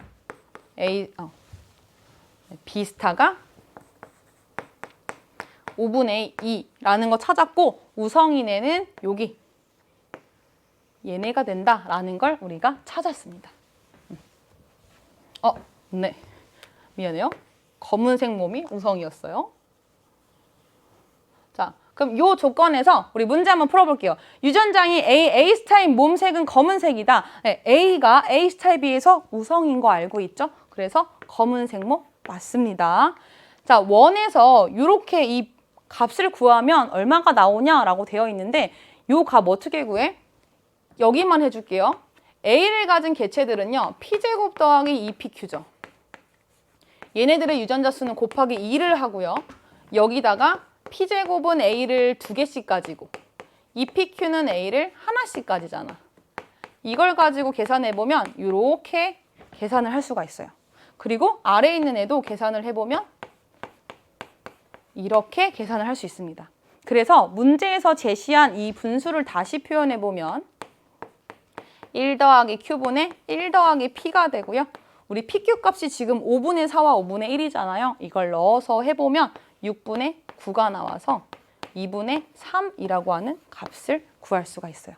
근데 문제에서는 3분의 2라고 물어봤으니까 니은은 틀린 보기라는 걸 알 수 있죠. 니은 틀린 보기. 자, 디귿 보겠습니다. 디귿. 2에서 짧은 날개의 개체수는 우리 어떻게 구합니까? 짧은 날개가 우성인 거 알고 있기 때문에 P제곱 더하기 2PQ라고 구할 수 있고, 그 다음에 비스타인 개체수는 애초에 P제곱이다 라고 구할 수 있겠죠. 그래서 P를 다 약분해주면, 자, 정리를 해보면 1 더하기 Q분의 P라고 하는 식으로 약분이 될 수 있고, 지금 우리가 이 B와 비스타를 가지고 하고 있기 때문에 P가 5분의 2고 Q가 5분의 3이라고 하는 거 알고 있지. 그래서 그대로 대입해주면 8분의 2, 즉 4분의 1이라고 하는 숫자를 가지게 돼요. 그래서 디귿에서 물어본 4분의 1 맞는 숫자다라는 거. 자, 16번은요. 오답률 5위에 해당합니다. 기역, 니은이 답이어서 답은 3번이 되는데 꽤 많은 친구가 풀었다라는 거. 오답률 상위권이 아니고 5 정도가 되고 실제로 정답률이 오답률이 49% 정도 돼요. 그러니까 50% 이상의 친구들은 그래도 맞은 문제다라는 것까지. 자, 그 다음 17번으로 가겠습니다. 선생님이 앞에서 말했죠. 유전자 풀의 변화 요인과 종분화에서 둘 다 문제가 다뤄졌다고? 그 중에 하나예요. 간단하게 보겠습니다. 여기 생존과 번식에 유리한 개체가 더 많이 살아남는 것. 이거 뭐라고 부르지? 우리가 자연 선택이라고 불러요. 그죠? 그리고 이 창시자 효과는 병목 현상과 함께 유전적 부동에 해당합니다. 나를 쉽게 찾을 수가 있고 바로 해보면 기억, 가는 자연 선택이다. 맞는 보기가 되고요. 니은, A는 원래 집단에서 적은 수의 개체수가 다른 지역으로 이주해서 새로운 집단을 형성할 때 원래 없던 곳에서 일부의 적은 개체수가 오기 때문에 원래 있던 집단의 비율과 전혀 다른 비율이 될 수 있다는 거지. 얘가 유전적 부동의 한 현상입니다. 정의를 정말 잘 적어줬죠. 그 다음 디귿, 가와 나는 모두 유전자 풀의 변화 요인이다. 유전적 부동, 자연 선택, 그리고 돌연 변이, 마지막에 유전자 흐름까지 모두 유전자 풀의 변화 요인이 된다. 그래서 디귿까지 맞아서 17번의 답은 5번이다. 이렇게 풀 수가 있어요. 자, 오답률 2위에 해당하는 우리 많은 친구들이 매번 어려워하는 유전자 발현 문제에 대해서 한번 풀어보도록 하겠습니다. 나름 중간중간에 이 문제 난이도가 쉬워질 수 있도록 힌트가 꽤 많이 들어가 있었거든. 그런 거 선생님이랑 같이 찾아볼게. 자, 우선 전사 주형가닥이라고 친절하게 알려줬어요. 전사 주형가닥이라는 건 얘는 3말단에서 TAC가 있다라는 거지. 자, 3말단에 TAC가 여기 있네요. 그러니까 여기가 AUG 시작하는 지점이겠구나 라는 거 알 수 있고, 기역의 염기 5개, 그 다음에 여기 니은의 염기가 4개래. 3개씩 코돈이 나눠지기 때문에 좀 잘라보면 여기 4개니까 합해서 6개가 될 거고요. 요렇게 하나와 5개, 총 6개가 되고요. 이렇게 해서 여기가 종결 코돈이 되는구나. X로 만들어지는 애의 아미노산의 개수가 총 8개구나 라는 거를 간단하게 알 수 있습니다. 자, 그리고 기역에 들어있는 염기의 특징을 봤더니 피리미딘분의 퓨린이 4개 4분의 1이래요. 그 소리는 피리미딘 4개, 퓨린 하나 있구나 이 소리고요. 니은의 염기가 4개가 있는데 피리미딘과 퓨린의 비율을 봤더니 1이래. 얘는 2개씩 가지고 있구나 라는 걸 알 수 있지. 여기서 우리가 빠르게 찾아야 되는 건 바로 이 아미노산입니다. X가 트립토판, 류신 2개, 그 다음에 글루타민 1개를 가지고 있대요. 얘네들을 코돈표를 보고 여러분들이 이 특징을 봐야 되는데 옆에다가 좀 적어볼게요. 선생님은 몇 번이나 말하지만 코돈표를 지금도 외우지 않아요. 문제를 풀 때마다 봅니다. 그러나 그 푸는 거가 속도에 영향을 주지 않아요. 우리 친구들이 외워야 되나 고민하는 친구들은 그렇지 않다는 거. 오히려 이 푸는 연습이 잘 되어 있어야 된다라는 거. 푸는 연습이 안 되어 있는데 그냥 마구잡이로 외우기만 하면 시간만 더 많이 쓰는 거예요. 그럴 때는 차라리 동식물의 분류를 더 외워주세요. 걔는 진짜 문제에 나오니까요.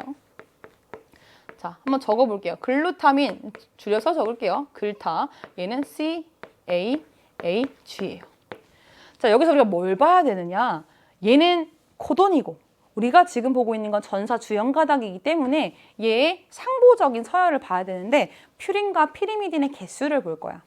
지금 봤더니 트립토판은 UGG래. 그럼 반대로 상보적인 서열이 되면 이 퓨린 계열을 몇 개 가지게 된다? U가 상보적인 A가 되니까 퓨린 계열을 하나를 가지게 돼요. 그죠? A. 그리고 류신은 C, U, UU 둘 중에 뭔지는 몰라도 둘 다 피리미딘 계열이기 때문에 이 상보적인 전사 주연 가닥이 되면 퓨린 계열은 2개가 됩니다. 최소 2개 이상이 되는 거죠. 그 다음에 글루타민은 C가 하나 있기 때문에 퓨린 계열이 하나고요. 피리미딘 계열이 2개다라고 알 수 있어요. 얘가 왜 중요하냐? 앞에서 기억에 피리미딘이 4개고 퓨린이 단 하나만 있다라고 이렇게 알려줬거든. 그런데 만약에 보세요. 요거랑 가지고 한번 기억을 가서 볼게. 기억에 염기가 5개가 들어가야 되는데 지금 얘가 A로 시작하니까 여기가 U로 시작해서 류신도 들어갈 수 있고 트립토판도 들어갈 수 있네 라는 걸 알 수 있거든. 근데 만약에 여기에 류신이 들어가게 되면 여기 벌써 퓨린이 하나 들어가게 돼요.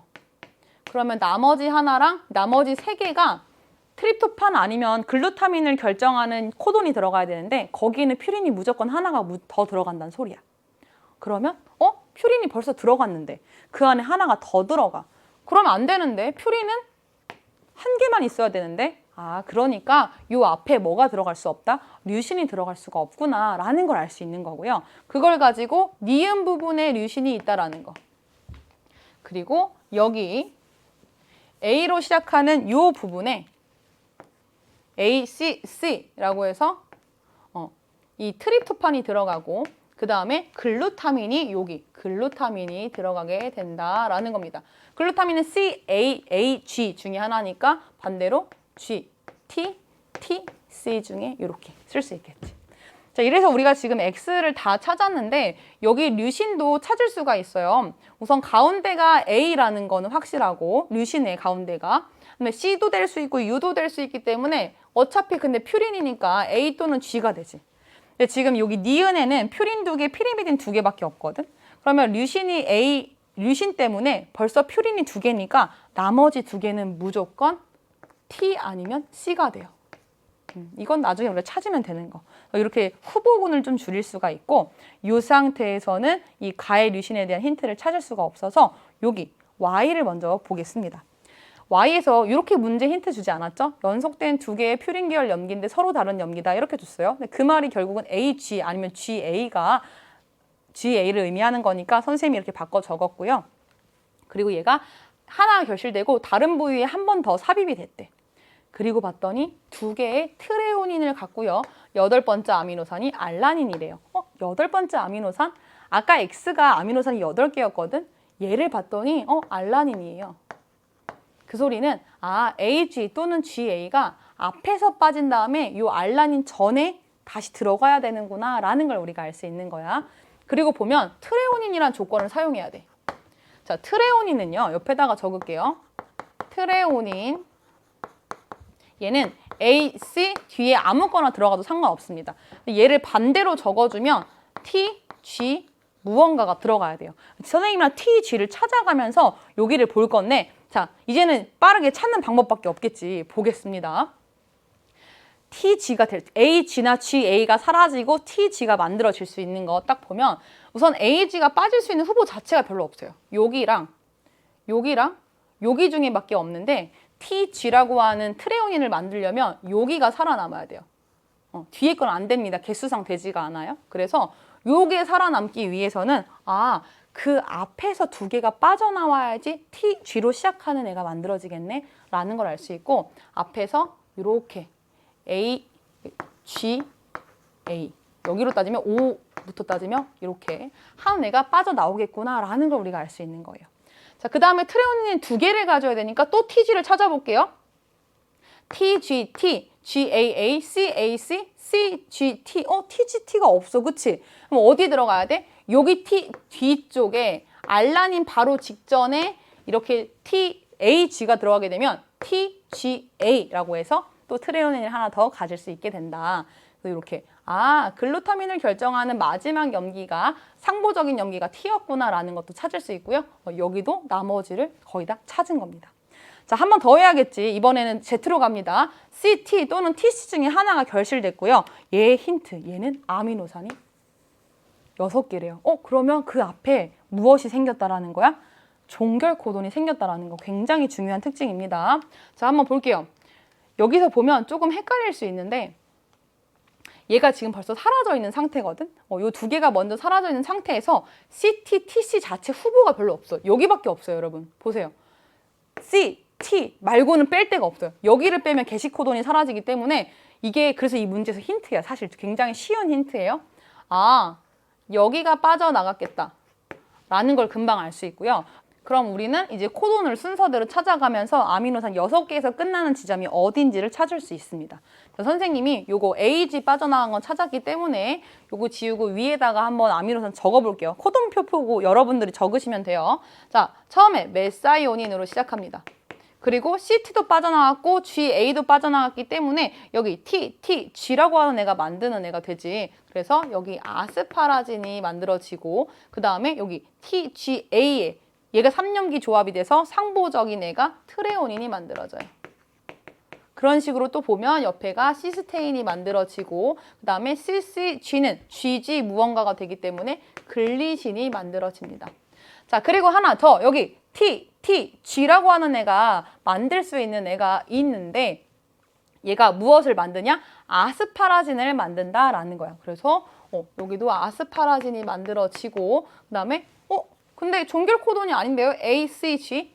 아닙니다. 우리에게 무엇이 남아있어요? 앞에서 CT가 빠져나갔다면 여기에 CT가 들어가면 되죠. 그래서 반대로 상보적인 애가 종결 코돈이 돼서 여기서 딱 끝날 수 있다라는 거야. 자, 이걸 가지고 문제 한번 풀어보겠습니다. 기억, 가를 암호화하는 코돈의 오말단 염기는 서로 같다. 자, 지금 보면 G, 이 오말단 류신을 결정하는 애가요. A, C 그리고 3염기 조합으로 쓰는 거예요. T, A, G라는 걸 찾았어요. 그럼 반대로 우리가 보면 U가 되고 코돈의 오말단은 U가 되고요. 여기 하나는 C가 되죠. 그래서 서로 다른 염기다라는 걸 알 수 있어. 기억은 틀린 보기가 되고요. 기억, 틀린 보기. 니은은 아스파라진이다. 자, 지금 봤더니 6개의 아미노산 중에 유일한 2개가 있죠? 아스파라진입니다. 그래서 니은, 맞는 보기가 되고요. 자, 그 다음에 디귿, 니은의 3말단 염기는 타이민이다. 니은의 3말단 염기는 지금 우리 C라는 거 찾았죠? CT가 돼야 되니까. 그래서 디귿 틀려서 니은만 맞는 보기로 2번이 답이 된다. 이렇게 풀 수가 있어요. 자, 그 다음 19번 문제. 18번은 그래서 이 니은만 답이 돼서 답이 2번입니다. 여러분들이 복잡해 보이긴 했지만 사실 CT나 AG라고 우리가 뽑아낼 수 있는 이 경우의 수 자체가 적었던 게 그 문제에서는 좀 쉬운 팁이었다라는 거. 이걸 잘 기억해주면 좋을 것 같아. 자, 그 다음 19번은 선생님이 계속 말했던 혹수유전자 나올 확률이 있다. 진핵생물의 발생 과정 물어볼 수 있다라고 했던 거 나왔어요. 자, 간단하게 보겠습니다. 혹수유전자 우리가 알고 있죠? 전사인자에 대한 정보를 암호화하고 있는 부위다. 그 중에서도 각각의 위치에 어떤 기관이 형성될지에 대한 정보를 가진 애가 혹수유전자라고 한다라고 배웠어요. 그리고 볼게요. ANTP 단백질, 지금 혹수유전자 중에 하나인 이에 대해서 물어보고 있고요. 여기로부터 만들어진 ANTP 단백질을 물어보고 있어. 그럼 당연히 얘는 뭐가 되겠어? 얘는 당연히 전사인자가 되죠. 그래서 기억, ANTP 단백질은 전사인자이다. 네, 맞습니다. 자, 니은, 초파리 배아에서 머리 체절 부위의 세포에는 이가 있다. 네, 이 유전자는 어디에나 있어요? 발현되지 않았느냐, 발현됐느냐의 차이일 뿐이지 유전체는 머리 끝부터 발끝까지 수정란이 세포 분열했기 때문에 동일하다는 거. 생식세포 제외하고. 그래서 니은, 맞는 보기고요. 디귿, 혹수 유전자는 각 체절에서 만들어질 기관을 결정하는 데 관여한다. 이게 혹수 유전자의 중요한 개념 중에 하나였지. 거기서 만들어질 기관에 대한 정보, 위치에 대한 정보를 가지고 있다라는 거. 자, 디귿, 맞는 보기. 19번 문제 제시 조건이 화려하긴 한데 답 5번으로 간단하게 알고 있는 내용으로 풀 수 있는 문제였습니다. 자, 오답률 첫 번째. 하이라이트 문제입니다. 자, 오답률 탑 1에 해당하는 문제예요. 이 문제가. 근데 충분히 풀 수 있는데 차근차근 선생님이랑 어디를 예리하게 봐야 되는지를 짚고 넘어가 볼게요. 원이라고 하는 가닥이 이렇게 되어 있대요. 우리 이제 익숙하잖아. AT, GC 대신에 기역, 니은, 디귿, 리을을 제시해 줬는데 지금 AT가 10개, GC가 10개다라는 걸 알려줬어요. 그리고 기역, 니은, 디귿의 개수를 재보면 기역, 니은, 디귿, 리을 4, 5, 6, 5 개수가 됩니다. 그 말인즉슨 기역과 니은이 같은 서로 쌍이고 니은과 리을이 서로 쌍이겠구나라는 거지. 이건 간단히 알 수가 있고요. 자, 그 다음에 하나 더. 원과 얘랑 상보적인 2를 가지고 복제가 됐는데 이 DNA가 복제된 과정에서 가나다가 만들어졌어요. 그리고 각각의 프라이머의 조건을 봤더니 X가 3종류의 염기를 갖는데요. 20개가 만들어졌다라는 건 오말단부터 시작한 거지. 자, 그래서 여기가 프라이머가 될 수 있고 얘랑 상보적으로 얘를 전사주형 가닥으로 해서 여기가 프라이머가 될 수도 있죠. 그런데 봤더니 이쪽은 염기의 종류가 2개밖에 안 돼요. 니은과 리을밖에 없습니다. 그러니까 3종류라는 조건에 부합하지 않지. 여기 봤더니 기역, 니은, 리을. 여기가 X가 되겠다. 그러니까 이렇게 복제되는 애가 가가 될 거고요. 그 다음에 10개, 10개씩 나눠져서 이렇게 2가닥이 복제가 될 거다라는 거예요. 하지만 나와 다가 둘 중에 어디 위치에 있는지는 문제에서 알려주지 않았습니다. 또 우리는 뭘 또 찾아봐야 되냐면 나와 다의 후보가 되는 얘네들의 이 염기가 몇 개 있는지를 찾아봐야 돼요. 그래서 해보면 저 앞쪽에 있는 애는 염기의 개수가 기역, 니은, 디귿, 리을이 1개, 2개, 4개, 3개 이렇게 되고요. 그 다음에 여기 뒤쪽에 있는 애들은 3개, 3개, 2개, 2개가 돼요. 세보시면 됩니다. 자, 이런 비율을 가지고 있는데 너무 사랑스러운 힌트가 나왔어요.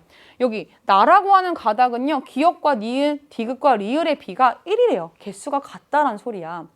물론 타이밍이 이 프라이머 때문에 유라실로 바뀌어서 숫자가 바뀌는 경우가 있지만 나머지 숫자들은 일정하잖아요. 그러니까 여기 기역, 니은, 디귿, 리을 중에 하나만 바뀔 수 있는 가능성이 있는 것이 나머지는 그대로거든. 그런데 기역, 니은의 비가 동일하고 디귿과 리을의 비가 동일하려면 가능한 경우에 쓰는 이거 하나뿐인 거지. 그래서 얘가 나고 얘가 다네 라는 걸 우리가 간단하게 알 수 있는 겁니다. 그럼 뭐가 돼요? 요게 나가 되고 요게 다가 되니까 무엇이 먼저 만들어졌다? 나가 먼저 만들어졌다. 프라이머 붙고 뒤로 쫙 간 다음에 그 앞에 프라이머 붙고 뒤로 쫙 오는 거잖아. 그치? 기억 한번 보면 다가 나보다 먼저 합성되었다? 아니다. 나가 먼저 합성되었으니까 기억은 틀렸어요. 이렇게 풀 수 있는 겁니다. 자, 다는 나보다 먼저 합성되지 않았고요. 자, 그 다음에 피리미딘 계열의 염기 개수를 따져봐야 되는데 이건 찾아야 됩니다. 근데 뭘 알 수 있냐? 우리가 이 나의 개수가 나에서 지금 3, 3, 2, 2, 3분의 3, 2분의 2라고 하는 숫자가 그대로 유지가 됐지. 그 소린 뭐야? 나한테는 유라실이 없네. 이걸 알 수가 있어. 나의 프라이머를 봤더니 니은과 디귿으로 되어 있네요. 뭘 알 수 있느냐? 니은과 디귿은 무조건 무엇은 아니다? T는 아니다라는 거야.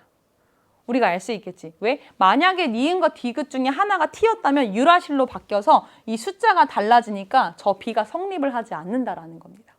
자, 그렇게 하나 알 수 있고요. 자, 그리고 우리 기역은 또 무엇으로 알 수 있다? 피리미딘 중에 하나다라는 걸 알 수 있잖아요. 자, 그 조건에서 이번엔 다를 보겠습니다. 다를 봤더니 C분의 T라고 하는 값이 2분의 1이라고 하는 값을 가졌네. 근데 우리가 기역이 피리미딘 중에 하나, C 또는 T 중에 하나라는 걸 알고 있거든. 그래서 이 1이라고 하는 숫자랑 같은 비를 가질 수 있는 건 뭐밖에 없어요? 얘밖에 없죠. 2분의 1을 가지려면. 그러니까 2분의 1이네? 그러면 니은이 C가 되고 기역이 T가 되고 기역과 디귿이 짝이니까 A가 되고 리을이 G가 되겠구나. 이렇게 금방 찾을 수 있고요. 이걸 가지고 보면 피리미딘 계열의 염기의 개수는 다는 1 더하기 2니까 3개. 나는 3 더하기 3이니까 6개. 그래서 나에서가 다에서보다 더 많다. 맞는 복이다. 이렇게 풀어줄 수 있어요. 그리고 디귿.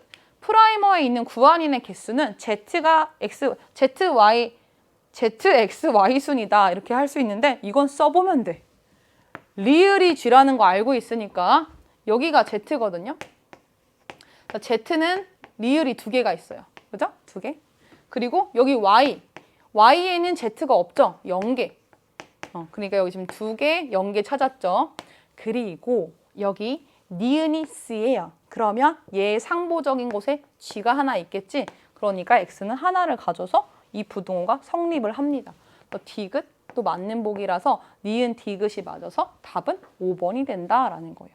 자, 우리 여기까지 해서 20문제를 쭉 달려왔어요. 난이도가 좀 많이 어려웠는데 아마 18번과 20번에서 틀려서 1등급 컷이 44점 정도가 되지 않았나 싶은데 사실 20번은 선생님 풀이 보면 알겠지만 생각보다 간단히 풀리네 라는 거. 정리만 잘했으면 금방 푸는 문제였고 18번 문제도 난이도를 그래도 좀 이렇게 유하게 해줄 수 있는 포인트들이 몇 가지 있었다라는 거예요. 자, 여기까지 해서 우리 문제풀이 끝났는데 너무너무 고생 많았고 선생님이 이 기운, 리더의 기운을 받아서 또 10월 모의평가 그리고 우리 대수능까지도 멋있게 달려가 보도록 할게요. 다음 강의에서 만나. 안녕.